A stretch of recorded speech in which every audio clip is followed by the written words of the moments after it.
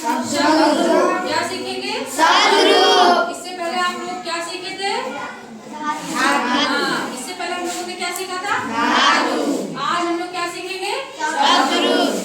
ठीक है, तो आप देख रहे हैं कि राम का मैंने शब्द रूप लिखा है। तो ये कौन सा लिंग है? पुल्लिंग लिंग है। कौन सा लिंग है? पुल्लिंग। कितने लिंग होते हैं? कितने लिंग होते हैं? 3। और कौन से? स्त्रीलिंग, पुल्लिंग और नपुंसकलिंग। संस्कृत में कितने लिंग है? 3। और कौन से बताइए एक बार? हाँ, तो आज हम लोग बात करेंगे पुल्लिंग की। तो पुल्लिंग में राम शब्द रूप है। इसको हम अगर एक तैयार कर लेंगे तो इस प्रकार कोई भी पुल्लिंग से शब्द रूप आएगा तो आप कर लेंगे। जैसे राम का हो, बालक का हो, तो आप कर ले जाएंगे। तो आइए हम लोग सीखते हैं। सबसे पहले तो शुरुआत करते हैं कि विभक्ति से। तो शब्द रूप विभक्ति कितनी होती है? 7। कितनी होती है? 7।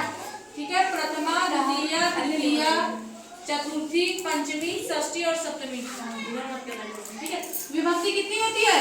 7। विभक्ति कितनी होती है? 7।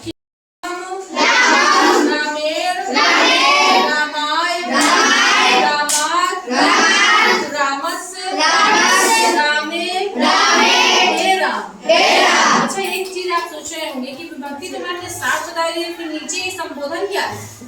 संबोधन कोई विभक्ति नहीं होती, ये विभक्ति में नहीं जुड़ती, लेकिन लास्ट में एक संबोधन चिन्ह लगता है, हे राम। ठीक है, तो हम लोग पहली एक वचन हम लोगों ने पढ़ लिया है। अब हम लोग पढ़ेंगे द्विवचन। अब हम लोग क्या पढ़ेंगे? द्विवचन। चलिए देखते हैं। रामौ, रामाभ्याम, रामाभ्याम, रामाभ्याम,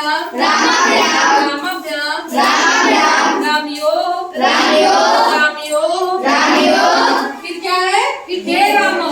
क्या है? आप देख रहे होंगे कि जो दो वचन के प्रथमा विभक्ति में वही संबोधन के लास्ट विभक्ति में आपने देखा होगा। इधर आपने देखा है कि जैसे रामा है तो लास्ट में क्या होगा? हे राम। और ऊपर द्विवचन में आपने देखा होगा रामौ लिखा है तो नीचे भी क्या हो गया? रामौ। क्या हो गया? हे राम। आपका जो संबोधन में रहेगा वो क्या होगा? जो प्रथमा विभक्ति में रहेगी। आप देख रहे बहुवचन में भी रामा लिखा है तो लास्ट में भी रामा है, लेकिन हे लग गया। ठीक है, यही चीज देखते हैं। का हमने 2 वचन पढ़ लिया है। अब हम लोग चलते हैं बहुवचन की ओर। ठीक है, तो बहुवचन पढ़ेंगे। रामा, रामान, रामाई, रामेभ, रामाराम, रामेशु, हे रामा। इस प्रकार हमने देखा कि हम अलग अलग पढ़ेंगे जिससे हमें कंफ्यूजन नहीं होगी। अगर आपको कोई कहा कि आप राम शब्द रूप का एक वचन का छठी विभक्ति बताइए तो आप बता पाएंगे। तो आप ऐसे पढ़ेंगे। रामः, रामम, रामेण, रामाय, रामात्, रामस्य, हे राम। तो क्या है? रामः, रामम, रामेण, रामाय, रामात्, रामस्य। छठी विभक्ति क्या हो जाएगी? रामस्य। अगर आप ऐसे याद कर लेंगे तो आप फट जान जाएंगे कि इसमें क्या हमको लिखना है। तो चलिए एक बार हम लोग एक साथ फिर पढ़ते हैं और उसके बाद उसको आपको याद करना है। ठीक है, चलिए आइए देखिए।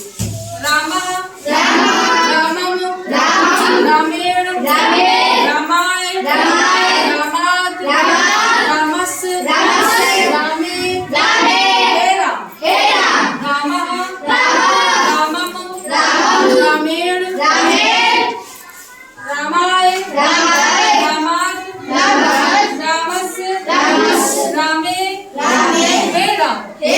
चलिए दूसरी वचन में आ जाते हैं हम। रामौ, रामाभ्याम,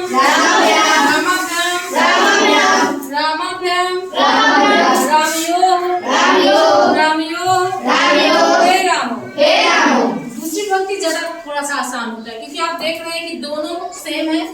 प्रथमा द्वितीय सेम है ना, और इधर तृतीया, चतुर्थी और पंचमी सेम है, और इधर षष्ठी और सप्तमी से। तो आप इसको थोड़ा इजीली याद कर पाएंगे। आप देख रहे होंगे एक वचन 2 वचन एक ही तरह है। रामो, और तृतीया, चतुर्थी और पंचमी एक तरह है। आप देख पा रहे हो मैं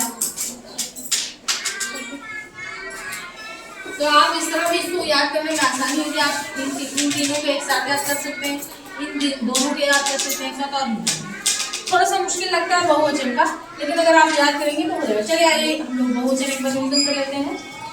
रामा, रामान, रामई, तेज बोलिए। रामेभ, रामेण,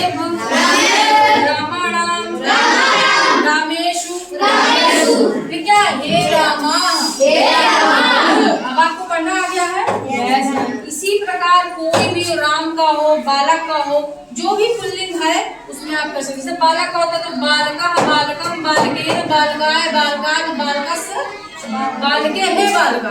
द्वितीय वचन में होता है बालकौ, बालकौ, बालका, बालकाभ्याम, बालकाभ्याम, बालकाभ्याम, बालकियो, बालकियो है बालकौ। ऐसे ही आप सेम इसी तरह यही फॉर्मेट चलेगा समझे और आपको तो याद है। चलिए आज हम राम रूप तैयार करेंगे, तो आज आप इसको उतार लीजिए और हम कल आपसे सुनेंगे, ठीक है। चलो।